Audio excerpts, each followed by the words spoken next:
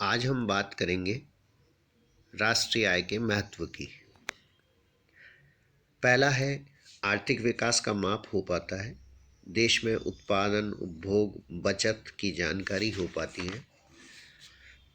दूसरा है, राष्ट्रीय आय से जीवन स्तर की स्थिति और उसके परिवर्तनों की जानकारी हमें मिल पाती है। अगला है, राष्ट्रीय आय के कारण अर्थव्यवस्था के विभिन्न क्षेत्रों की स्थिति और उनमें परिवर्तन की जानकारी हमें मिल पाती है। चौथा देखें हम तो आर्थिक नीति निर्माण में राष्ट्रीय आय के आंकड़े सहायक सिद्ध होते हैं। नेक्स्ट है कि राष्ट्रीय आय के आंकड़ों से अर्थव्यवस्था में होने वाले परिवर्तनों की जानकारी मिलती है। इसी के साथ राष्ट्रीय आय के आंकड़ों से विभिन्न समयों की तुलना की जा सकती है और इसके अतिरिक्त विभिन्न दूसरी देशों के अर्थव्यवस्थाओं के साथ तुलना की जा सकती है। अगला है कि राष्ट्रीय आय के आंकड़ों से हमें अर्थव्यवस्था में आय के वितरण की जानकारी मिलती है कि आय का वितरण समान है या नहीं है।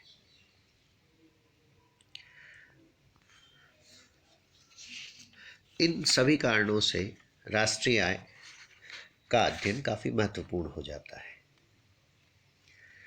इसी के साथ एक और बात जुड़ी है कि राष्ट्रीय आय और आर्थिक कल्याण में क्या संबंध है। सामान्यतः ये माना जाता है कि जैसे जैसे राष्ट्रीय आय बढ़ती है, आर्थिक कल्याण बढ़ता है, किंतु कई बिंदुओं को हमें देखना होगा। एक, राष्ट्रीय आय बढ़ने के साथ साथ प्रति व्यक्ति आय भी बढ़े तो ही आर्थिक कल्याण बढ़ेगा। दूसरा है कि राष्ट्रीय आय का वितरण जितना समान होगा, आर्थिक कल्याण उतना ही अधिक होगा।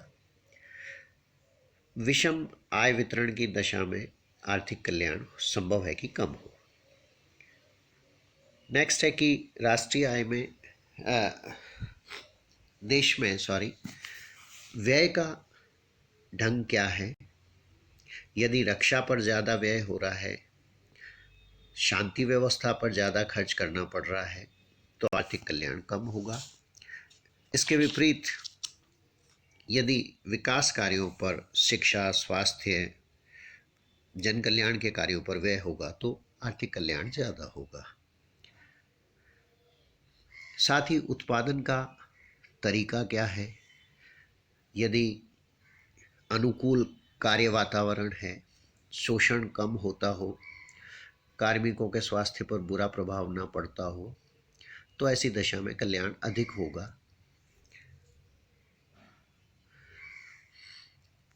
इसके अलावा उपभोग वस्तुओं की बनावट किस तरह की है। अनिवार्य और आरामदायक वस्तुओं का उत्पादन यदि अधिक है तो कल्याण अधिक होगा।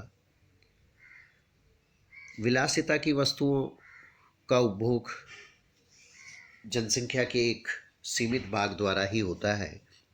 ऐसे में ऐसी वस्तुओं का अधिक बाजार में होना कल्याण को नहीं बढ़ा पाता है।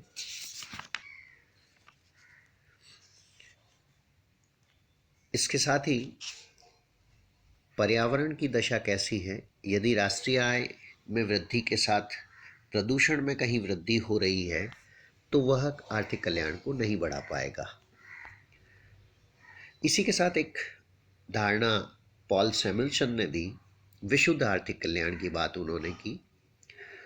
उन्होंने कहा कि यदि हम सकल राष्ट्रीय उत्पाद में अवकाश से प्राप्त संतुष्टि जोड़ दें और उत्पादन के कारण जल और वायु से होने वाली असंतुष्टि और क्षति को घटा दें और देश में अपराध, युद्ध या शांति स्थापना के लिए किए जाने वाले व्यय को घटा दें, तो जो शेष बचेगा वो विशुद्ध आर्थिक कल्याण होगा।